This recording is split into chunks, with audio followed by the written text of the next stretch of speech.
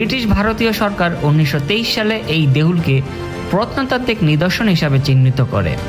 এরপর 1984 সাল থেকে 2001 সাল পর্যন্ত বাংলাদেশ সরকারের প্রত্নতত্ত্ব বিভাগ এখানে খনন কাজ চালায়। সেই সময়ে বেরিয়ে আসে বহু গুরুত্বপূর্ণ নিদর্শন, বিশেষ করে পোড়ামাটির মূর্তি, দেবদেবীর হাত, অলঙ্কার এবং মুখমণ্ডলের টুকরো এখানে পাওয়া যায়। এসব এখন খুলনা জাদুঘরে সংরক্ষিত রয়েছে। এই দেউলটি দেখতে অনেকটা ঢিবির মতো, উচ্চতা প্রায় 12 মিটার, চারপাশে পরিধি 266 মিটার।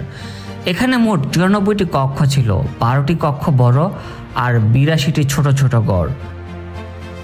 গুপ্তযুগকে ভারতবর্ষের স্বর্ণযুগ বলা হতো।